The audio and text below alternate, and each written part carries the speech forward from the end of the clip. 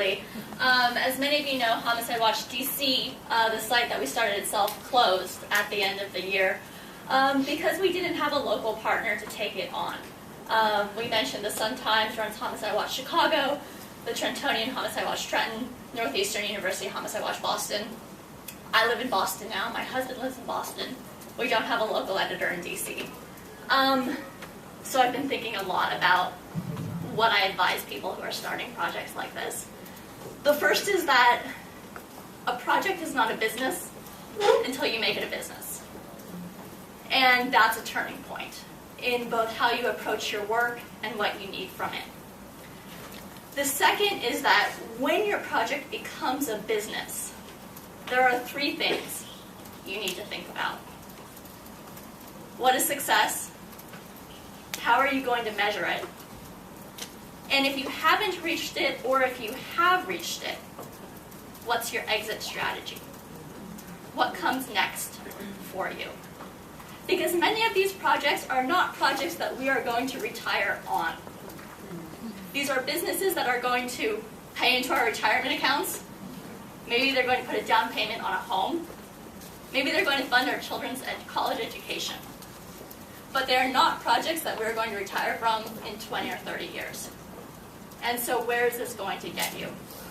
I thought about that a lot early on with Homicide Watch and the company that, the project was Homicide Watch, the company became Vacia Media, and that was the transition.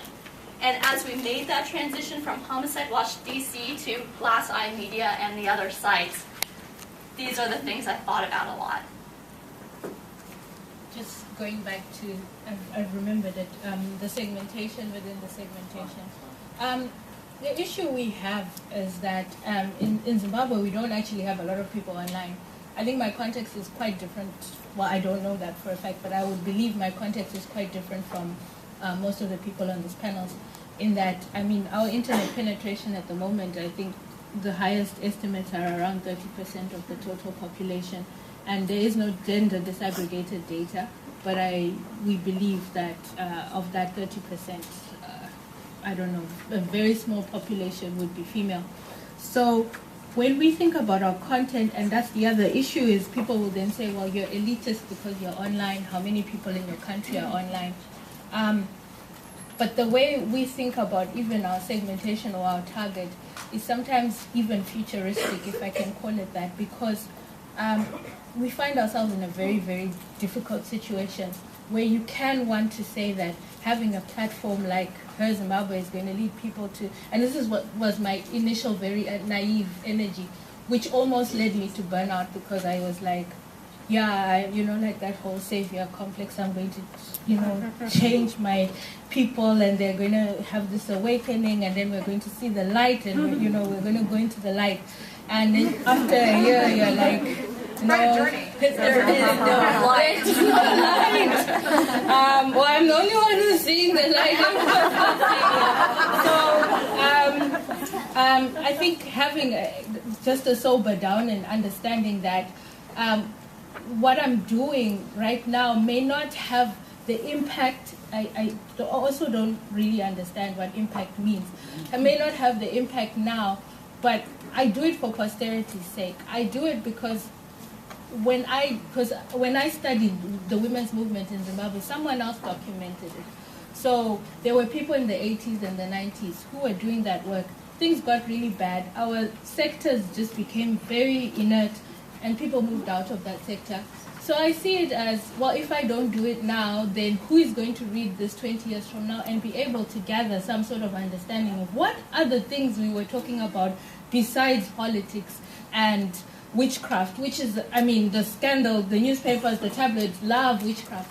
And you're like, what was going on besides that? So I look at it in terms of posterity, but also in terms of segmentation. What we do besides run the website is that we do trainings with women.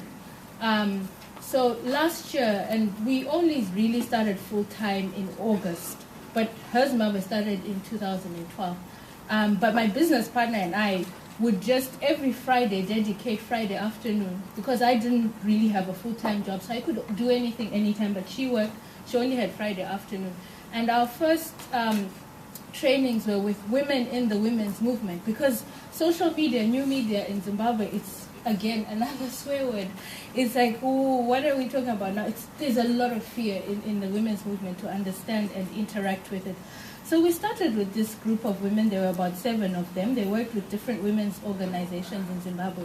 And we started from, what is Twitter? How do you tweet? How do you set up an account? Please don't have an egg as your profile picture after 2 weeks, otherwise no one is going to follow you. And, all sorts of things that we taught them. Do you know about algorithms? Do you understand how you get new likes? You created your audience. So in a way, that's the Jeff Jarvis summer student. It's about, in a way, cultivating your audience. If you don't have the audience, you have to create it. Juanita? I think one advice is that if you don't have one person completely obsessed about that topic is not going to happen. So at La Silla, I was completely obsessed about the news, and my partner was completely obsessed about creative. She was the creative editor, so we have done a lot of innovations in La Silla Vacia, but no one was thinking about the business side. So at least finally we have a guy that's completely obsessed about the business side, and this year we have started really moving into thinking about how to sustain it in a commercial way. So my advice would be, if you think something is important, put someone completely in charge of that topic. Otherwise, it won't happen.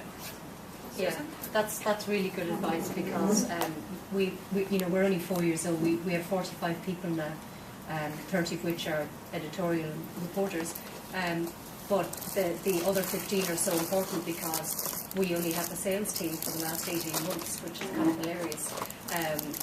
We reached a certain, we did want to reach, and here's the dirty word again, Amy, sorry, scale. We wanted to reach a certain critical level so that we could tell people that, yes, you should spend part of your digital spend here with us. We have 25% of the Irish adult market, you should be. But after that, it was like, we were all jack of all trades. Now, we still all are kind of jack of all trades. We don't have a marketing person. We've never, had advertising outside of the kind of organic social media stuff that we've been doing. But you do need eventually, like that, you need to find people who are passionate about the exact areas. The other thing is that actually, say I'm the person who's really passionate about certain things. That homeless thing I mentioned, we set up a special homeless account, and we were tweeting out postcards that people who were homeless had filled out for us, that we'd given them. We'd send people out to meet them on the streets and in shelters, where they answered questions like, what one thing do you wish people knew about you that they don't? One guy said, I'm incredibly kind, and nobody ever gets to see that because I have nothing to give them. That's how I feel. We tweeted out things like that, and they had a huge reach. But the thing was, I was so passionate about it, I didn't want anyone else, I was worried that we wouldn't do it enough, that it wouldn't go out at the right times, we wouldn't be tweeting right. So I did it for 24 hours a day or whatever, and a bit of tweet deck scheduling over 2 weeks. That's not sustainable if you're trying to build a sustainable business. So be passionate about the stuff, but then make yourself dispensable and find other people who have that passion to carry it on, because we had this conversation about Homicide Watch, that all of a sudden if you kind of let it go, you're finding it hard to find someone who can step in, and especially when you're online, it's bloody 24/7 and weekends, and so make yourself dispensable. Once you've been passionate, then find other people who are passionate too.